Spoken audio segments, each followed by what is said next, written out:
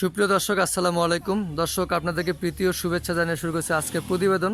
দর্শক, আজ আমরা আপনাদেরকে নিয়ে এসেছি নিমতলা। তো এখানে দেখতেই পাচ্ছেন, আপনাদেরকে দেখানোর চেষ্টা করতেছি যে বাড়ির উঠানে বেশ বড় সড়ো করে খামারটি গড়ে তোলা হয়েছে এবং বেশ পুরনো খামার দেখতেই পাচ্ছেন। আপনাদেরকে দেখানোর চেষ্টা করছি। এখানে দেখে মনে হচ্ছে যে আসলেই তারা জাতিগতভাবে বা বেশ পূর্বপুরুষ থেকেই গরু লালন পালন করে আসছে। আপনাদেরকে দেখানোর চেষ্টা করছি দর্শক। তো চলুন দর্শক, আমরা খামারটির ভিতরে যাব। এখন আপনাদেরকে দেখানোর চেষ্টা করব যে এখানে কোন কোন জাতের গরুগুলো রয়েছে এবং খামারটি কতদিন হলো প্রতিষ্ঠা করা হয়েছে সেটি সম্পর্কে আপনাদেরকে বিস্তারিত তথ্য জানানোর চেষ্টা করব। দেখতে পাচ্ছেন এখানে গরুগুলো বেঁধে রাখা হয়েছে এবং গরুগুলো দেখে মনে হচ্ছে সবই ফ্রিজিয়ান জাতের গরু এবং সনাতন পদ্ধতিতে গরু লালন পালন করা হয়। দেখা যাচ্ছে যে সেই অত্যাধুনিক শেড তৈরি না করে সে আগের যুগের মানুষরা যেরকম সনাতন পদ্ধতিতে বাঁশ বা বিভিন্ন বেতের জিনিস ইউজ করে যে খামার তৈরি করত, সেটি আমরা এখানে লক্ষ্য করছি বা দেখতে পাচ্ছি, আপনাদেরকে দেখানোর চেষ্টা করতেছি। তো চলুন দর্শক, এই খামারের যিনি মালিক তার সঙ্গে এখন কথা বলে আপনাদেরকে কিছু বিস্তারিত তথ্য জানানোর চেষ্টা করি। আসসালামু আলাইকুম। ওয়ালাইকুম সালাম। কেমন আছেন? ভালো আছে। কি নাম আপনার? আবু সিদ্দিক। আবু সিদ্দিক। আচ্ছা, এই যে দেখতে পেলাম যে আপনার বাড়ির উঠানে বেশ বেশি বড় না হলেও মধ্যম সাইজের খামার গড়ে তুলেছেন এবং দেখে মনে হচ্ছে যে বেশ পুরনো। তো এই খামারটা যখন শুরু করেছিলেন সেটার পেছনের গল্পটা কি একটু শর্টকাটে বলবেন? এখন তো মনে করেন যে আছিল বড় ছোট করে হেলাইছি, কেন লোকজন নাই, এখন করা যায় না, শরীরের যান কত অসুবিধা হয়।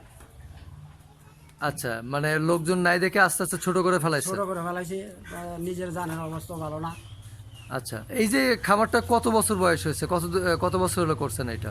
মনে করেন যে খামারটা তো আমার বসে মনে করেন যে 60-65 চলছে। আচ্ছা, এর মধ্যে আব্বার করছিল, মানে সে বাপদাদার আমল থেকেই গরু লালন পালন করতো, গরু লালন সেই সূত্রে আর কি হাল ধরেছেন। হাল ধরেছি। আচ্ছা, তো এই যে গরু লালন পালন, তাহলে বলা যায় যে মোটামুটি ভালো অভিজ্ঞতা আছে আপনাদের। তো এখন বলবেন যে আপনাদের খামারে বেশ যে গরুগুলো দেখতে পাচ্ছি এগুলো কোন জাতের গরু? এটি তো আপনার অস্ট্রেলিয়া, মানে অস্ট্রেলিয়ান ফ্রিজিয়ান জাতের। তো এখন কতগুলো গাভী গরু আছে আপনার খামারে? এখন আছে 16-17টা। 16-17টা। তো প্রতিদিন কত লিটার দুধ হয়? এখন তো মনে করেন দুধ কম, কিছু গাভিন হয়েছে, বাচ্চা হয়েছে বেটা, এখন মনে করেন যে 2-2.5 মণ পাওয়া যায় সকাল বিকাল। সকাল বিকাল মিলে 2-2.5 মণ। 80 কেজি, 70 আচ্ছা, কেজি। এগুলো বিক্রি করেন কত করে? দুধ এখন তো 50 টাকা কেজি, 60 টাকা কেজি। 50 টাকা 60 টাকা কেজি। যে গরু দুধ বিক্রি করেন, যে 17-18টা গরু, প্রতি মাসে গরুর খরচ বা সংসারের খরচ দিয়ে কেমন আয় থাকে? কেমন এক সময় মনে করেন যে দুধ কমিয়ে জায়গা, ওই সময় মনে করেন যে সমান সমান, আর পরে যখন গাভী গরু বা কাশি থাকে, প্রথম বিয়ে তখন ওই মনে করেন যে যাই কিছু খাইলে থাকে। আচ্ছা, তার মানে মোটামুটি কেমন, মানে মাস শেষে কেমন থাকে? মাস শেষে মনে করেন যে এই 15-20 হাজার টাকা থাকে। 15-20 হাজার টাকা থাকে। তো সংসারে তো বেশ বড় সংসার আপনার মনে হচ্ছে। হ্যাঁ, তো সংসারে কে কে আছেন? তো যে ফ্যামিলি আছে 3-4 জন, ভাইরা তো আছে 2 জন। আচ্ছা, তো এই খামারটা কি আপনি একাই পরিচর্যা করেন না আপনার সাথে লোক আছে, কর্মচারী আছে। কর্মচারী আছে? আচ্ছা, আর পাশাপাশি আর কি করেন? হ্যাঁ, পাশাপাশি কি করেন আর খামার ছাড়া? আমার ছাড়া এই যে কৃষি কাজ করি, এই যে প্রজেক্ট মজেট আছে এগুলি করি, আচ্ছা, মাছের প্রজেক্ট।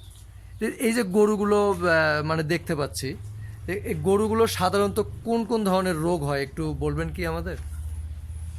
এখন মনে করেন যে ওই যে একটা দুধ জড়াইয়ে বা হয়তো একটা সাইডে ওলান শুইলে জায়গা, সাইটে মানে সেটা কি ধরনের, যে ম্যাচটা ফুলে যায়, ফুলে যায়? ওলান ফুলে যায়, দুধ আসে না, আচ্ছা, পানি মতো নিয়ে যায়।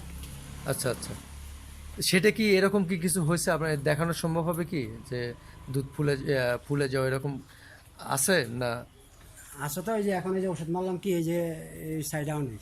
একটু দেখানো যাবে কি, সম্ভব দেখানো যে এখন একটু? আর কিভাবে দেখাম, আবার ওই যে মনে করেন যে বিকেলে পানাইতে গেলে বোঝা যাইব। আচ্ছা, আচ্ছা, তার মানে ওটা কি ওষুধ দিলেন আপনি, যে ওষুধ দিয়েছেন? এখন তো ওষুধে আমি নাম বলতে পারি না, মানে ডাক্তারটা লেখা দিয়েছে, আমি লিখেছি, বুঝছে। ও আচ্ছা, ডাক্তার দিয়েছে, লিখে নিয়ে আসছেন। হ্যাঁ, লেখা আর দিয়েছে। কি কি ধরনের রোগ হয় গরুর? রোগ যেমন এখন যায় কিছুদিন পরে যেমন ফ্যাট ফাইবাতে হয়, আবার দ্বিতীয় কথা হইলো গরু খায় কম, আর একদিন খাইলে একদিন খায় না। আরেকটা মনে করেন যে এই আপনি দুধ ওলান মোলান ফুইলা মুইলা দুধ ভাত বদ্ধ হয়ে যাগা, এইসব রোগই আচ্ছা আর কি। আচ্ছা।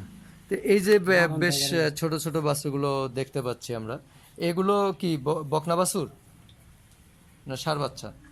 সার বাচ্চা আছে, বকনা আছে, সার আছে 3টা, বকনা আছে 2টা।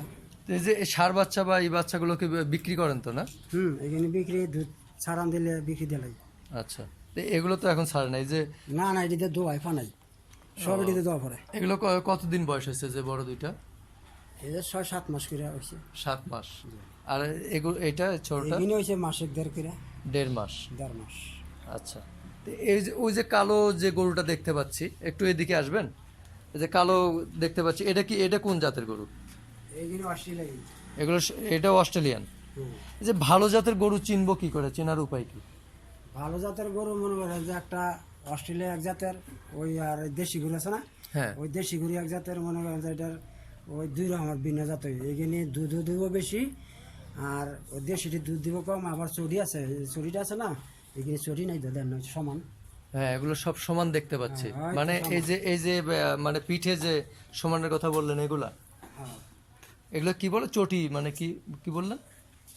না, এটা মনে হয় যে চড়ি আছে না, এই যে এটা, এই যে এটা সার গরু ও দেখছেন না, আচ্ছা, হ্যাঁ, এই সার গরু ওসান হয় না, চড়ি, এটা দেশি গরু। আচ্ছা, হ্যাঁ। আর এগুলো চটিগুলো মানে না, সমান। সমান, এগুলো মানে অস্ট্রেলিয়ান জাতের যেগুলো। অস্ট্রেলিয়ান জাতের সবটি খারিলে সোজা হয়ে, খারিলে গাড় আর মাথা সমান দেখা যায়। আচ্ছা, তার মানে গরু কিনতে গেলে এরকম চটি দেখে কিনতে হবে, দেখে কিন্তু। দেখে কিনতে হবে। আচ্ছা, এই যে কেউ যদি খামার করতে চায়, তো তারা মানে কোন জায়গা থেকে গরু কিনলে ভালো হবে, খামার থেকে না হাট থেকে? হাট থেকে কিনে, দেশের থেকে চাই চাই কিনে। কিন্তু হাট থেকে ধরেন অনেকে বলে যে গরু অনেক সময় যে ধরেন বললো যে একটা গরু দুধ দেয় 20 কেজি, কিন্তু বাসায় কিনে নিয়ে আসার পর দেখা গেল যে গরুটা দুধ দিচ্ছে 7 কেজি 8 কেজি। ওইটা তো ভাগ্য, মানে ভাগ্য 7 কেজির মধ্যে আবার 10 কেজি হইতে পারে।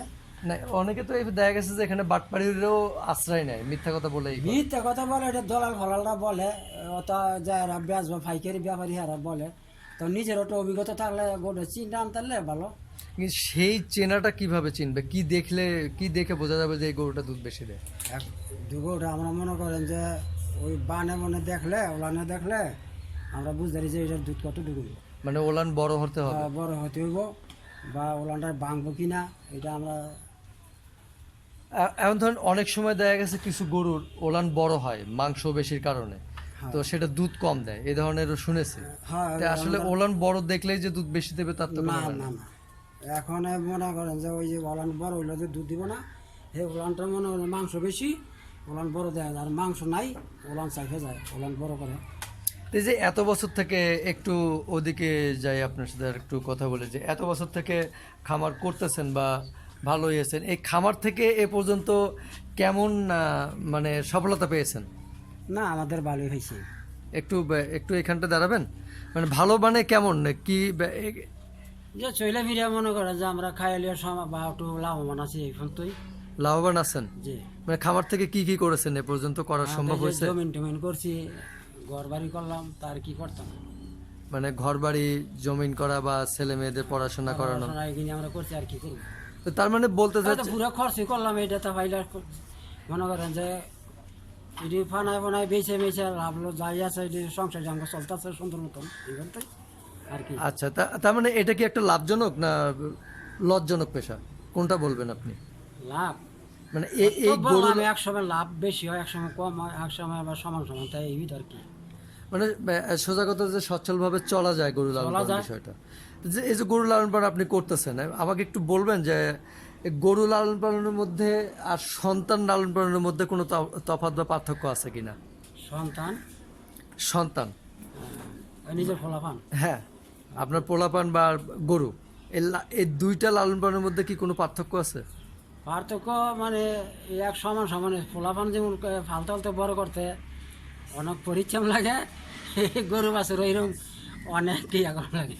আচ্ছা, এখন ধরেন যে সন্তানরা যারা আছে বা আছে, যারা ক্ষুদে লাগলে খাইতে চায়, বা বলতে পারে, আর ওরা তো বলতে পারে না। না ওটা তাহলে আমাকে ওদেরটা বোঝেন কিভাবে যে এই সময়টা খেতে দিতে হবে? আমাকে একটা টাইম আছে না, এই সময় মতন এটা খিদা লাগছে আমরা খাওয়ান দেই। আচ্ছা, তো এই যে কোন জাতের খাবারগুলো খাওয়ালে গরুর জন্য বেশি উপকারী বা দুধ বেশি দেয়? এখন ধরেন এই যে আমরা তো খাওয়াইতেছি, ঘাস খাওয়াইতেছি, এই খেসারি খাওয়াইতেছি, মুখ খাওয়াইতেছি, তারপরে মুসুরি ছাড়ি খাওয়াইতেছি, গম ভুসি খাওয়াইতেছি, মিষ্টিটা তামাটি খাওয়াই, যাও খাওয়াই আর কি, এই খাই আচ্ছা, দিই। এখন কেউ যদি শুরু করতে চায়, ধরেন আমাদের দেশে অনেক বেকার ভাই আছে বা প্রবাসী ভাই আছে, তারা খামার করতে চায়, তো তারা আসলে কিভাবে শুরু করলে সফল হতে পারবে? শোনেন, এরা ধরেন আমাদের বাড়িতে একটা কর্মচারী আছে নাকি, হ্যাঁ। এই কর্মচারীটা আমি এবারকে রাখি নাই, ওই ওর বিদায় দিয়ে দিছি। তখন আরেক বাইত রইলো, হ্যাঁ নতুন খামার দিল, ওই বুঝাই দিব তামান যে এইভাবে করো। আচ্ছা, তার মানে কেউ করতে চাইলে হয় প্রশিক্ষণ অথবা পুরনো কোনো খামারির সহযোগিতা নেওয়া, এটাই বলতে চাচ্ছেন? তো হ্যাঁ, ও আসবো না, না আপনি বুঝছেন এটা, আপনি করতেছেন, তো আপনার কাছে না গেলে আমি কেমনে করুম কোন, আমি শিখুম কেমনে? আচ্ছা, আমার তা তার মানে বলতে চাচ্ছেন যে তারা যদি করে, তো এই এই যে মানে গরু লালন পালন করে তারা সফল হতে পারবে বা একটা সংসার চালাতে পারবে বলে মনে করেন? হ্যাঁ, হিসাব করলে পারবো। আচ্ছা, তো কেউ যদি আপনার কাছ থেকে কোনো পরামর্শ নিতে চায়, বা ধরেন আপনার ফার্ম থেকে যখন বাছুরগুলো বড় হয় তখন তো বিক্রি করেন, তো এই ধরনের যদি আপনার খামার থেকে বকনা বাছুর ক্রয় করতে চায়, আপনি কি বিক্রি করবেন? আমি বিক্রি করতেছি না, আমি বেশি বাছুর কি করবো? সেক্ষেত্রে যদি কেউ যোগাযোগ আমার করতে 10টা বাচ্চা আছে, 10টা বাচ্চা আমি দুধ ছাড়া বাদ দিয়ে লাইছি, আমি কি করবো বেশি মিনিটে বিক্রি দিতে হইব। সেক্ষেত্রে যদি আপনার সাথে যোগাযোগ করতে চায় কেউ, তো কিভাবে করবে? শোনেন, যারা কিনা আপনার এই সব কাজ করবো, হারা এই লাইনে আয়া বিচারবো যে এটা কেমনে কেমনে করণ লাগবো বা কীভাবে করলে ভালো হইব, বুঝছেন না, এই পজিশন নিব। আচ্ছা, তো ঠিক আছে, আপনাকে অসংখ্য ধন্যবাদ আমাদের সময় দেওয়ার জন্য। ভালো থাকবেন। আসসালামু আলাইকুম। ওয়ালাইকুম সালাম। সুপ্রিয় দর্শক, আপনাদেরকে জানানোর চেষ্টা করলাম যে খুব পুরনো একজন খামারির কিছু বিস্তারিত কথা আপনাদেরকে জানানোর চেষ্টা করলাম। তা আপনারা জেনে যদি একটু উপকৃত হন তাহলে আমাদের সার্থকতা। সামনে আরও নতুন নতুন উদ্যোক্তাদের ভিডিও দেখার জন্য লাইক, শেয়ার, কমেন্ট এবং সাবস্ক্রাইব করে আমাদের সাথেই থাকবেন। আজকের মতো এখানেই শেষ করছি। সবাইকে অসংখ্য অসংখ্য ধন্যবাদ।